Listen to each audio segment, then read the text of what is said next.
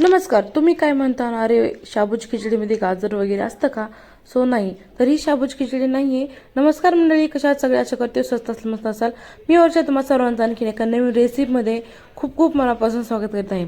मस्त अशी रेसिपी आहे, प्रोटीनयुक्त आहे, मिनरलयुक्त आहे, पौष्टिक आहे. लहान मुलांपासून म्हाताऱ्या माणसांपर्यंत ही रेसिपी तुम्हा सर्वांना आवडेल, ही नक्की गॅरंटी देते मी.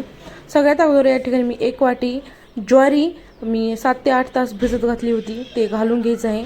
त्याच्यानंतर ओव्हरनाईटसुद्धा तुम्ही ठेवू शकता आणि सकाळी ब्रेकफास्टला ही रेसिपी उत्तम आहे. तर आता ना मस्त याच्यामध्ये कुकर लावायचे आहे, नमक टाकायचं आहे चवीप्रमाणे आणि याच्यामध्ये ना 3 पट पाणी टाकून आपल्याला ह्याच्या कमीत कमी 7 ते 8 शिट्ट्या, जास्तीत जास्त 9 ते 10 शिट्ट्या आणि लो फ्लेमवर म्हटलं तर अर्धा तास आपल्याला ही उकडवून घ्यायची आहे ज्वारी, जेणेकरून चावायला खूप सोपी जाईल.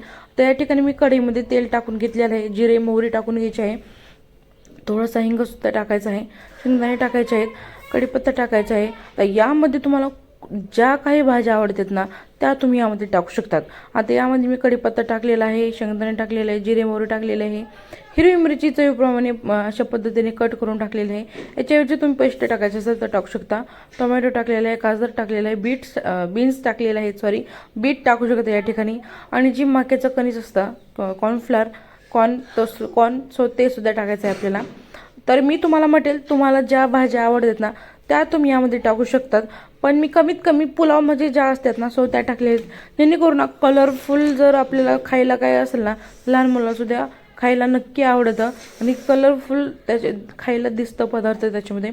याच्यामध्ये थोडंसं मी नमक टाकून घेते, जेणेकरून ना मस्त असं ती स्टीम होऊन जाईल. आता आपल्याला 5 ते 7 मिनटं हे वाफवून घ्यायचं आहे.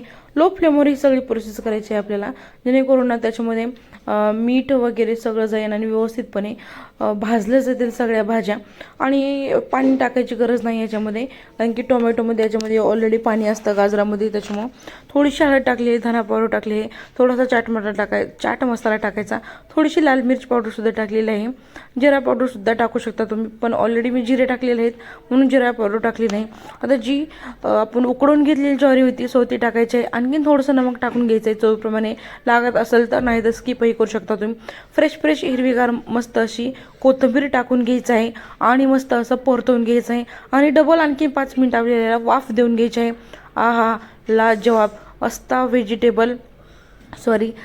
ज्वारीचा पुलाव बनवून तयार होत आहे. तुम्ही ही लंचमध्ये, डिनरमध्ये, ब्रेकफास्टमध्ये कधीही केव्हाही कुठेही खाऊ शकता. झटपट होणारी रेसिपी आहे आणि हेल्दी आहे, पौष्टिक आहे. उन्हाळ्यामध्ये ना कसं आपल्याला काही खावं असं वाटत नाही, पण ह्या पौष्टिक आणि हेल्दीचं काही खायचं असेल ना तर ही रेसिपी तुम्ही नक्की ट्राय करू शकता. किंवा तुम्ही डाएट वगैरे करत असाल, काय करायचं झंझट वाटत असेल ना, तर झटकीपट मस्त होणारी रेसिपी आहे. त्याच्यावर मस्त असं लिंबू टाकलं ना तर मस्त लागते, एकच नंबर. तर आय होप तुम्हाला ही रेसिपी आवडली असेल तर चॅनलला प्लीज लाईक करा, शेअर करा, सबस्क्राईब करा आणि भेटू सकाळच्या मस्त अशा उन्हाळ्यातल्या रेसिपीकडे. आणि आता उन्हाळा सुरू झालेला आहे, त्याच्यामुळे खूप सारे रेसिपीज, ब्युटी टिप्स तुमच्यासोबत मी